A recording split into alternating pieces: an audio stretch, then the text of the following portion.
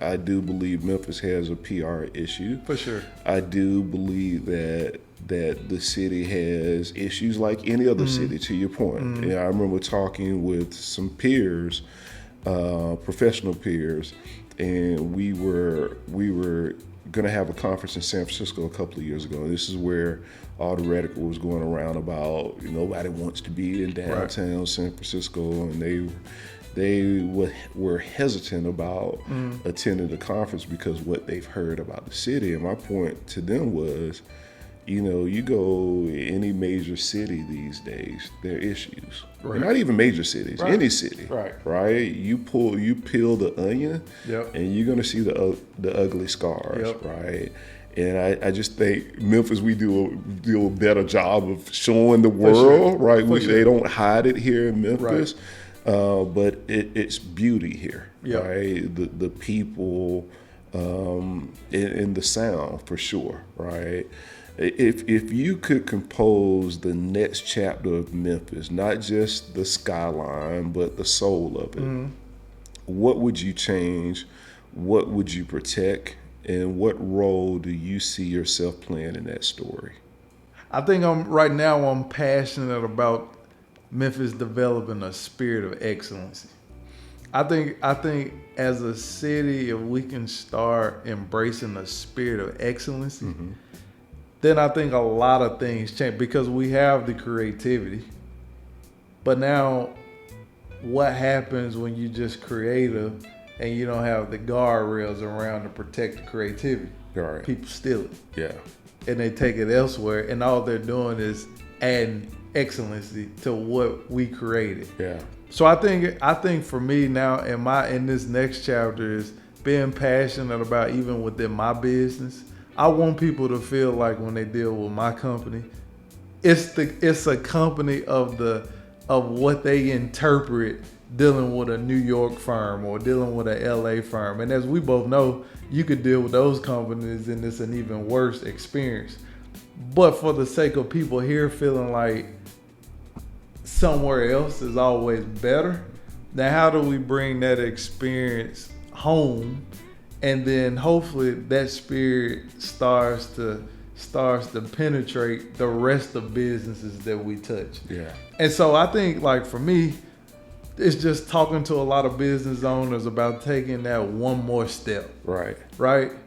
Like that B was good, but just go ahead and get the A. Yeah. You know what I mean? Yeah. Just go ahead. Don't do just enough. Right. If you own a high wing spot, it's high wings and seasoned fries, but let's do it with a spirit of excellence. Yeah. Just because it's greasy don't mean we downgrade the service. Yeah. Right? Yeah. And so that's what I'm passionate about. So if I had to kind of now tie this in to music now, it's actually funny because Johnny was talking about Jill Scott. I'm a Jill Scott. Jill Scott is probably the only artist I would travel to watch. Wow. You don't even know that about me. No. Bro, I love Jill Scott. Okay. But what happens is Jill Scott, to me, is always a fresh, if we took a fragrance, it's always springy. Okay. And I think that's kind of, if I had to put a sound in this next movement of the things that are happening in Memphis, and where we're going, I think we're going into our spring. Okay, I like that. Let's and I know you well enough. We talked about it earlier. Both of us are private individuals, and we have our group chat. Me, you, and Johnny.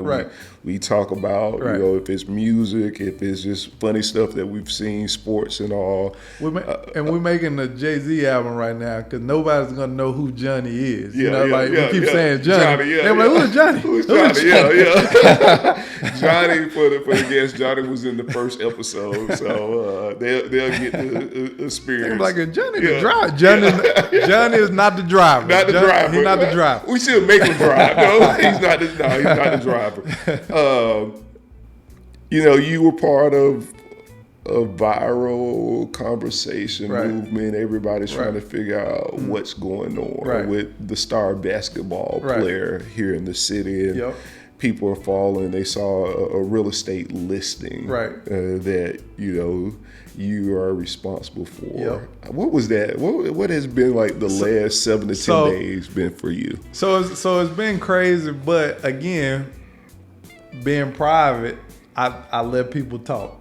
So I got a phone call.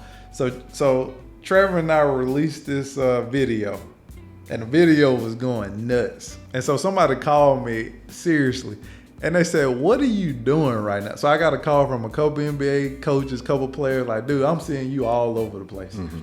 And so I got a call from a member on my team that was like, "Bro, like, you broke the internet. Like, what are you doing right now? How do you feel?" Yeah. And in typical James fashion, I was like, "Man, I'm sitting at home eating a pizza right now. I'm chilling." Of course. I'm chilling. You hear that, Spence? He was eating a pizza. Eating a pizza, Spence. I'm like, to be honest, that's not phasing me. I'm trying to figure out why we can't get this $160,000 duplex to sell. Right. It just, for me, it wasn't. I didn't even look at the magnitude of it because I know the responsibility that comes with it. Right. I got to get it sold. Yeah.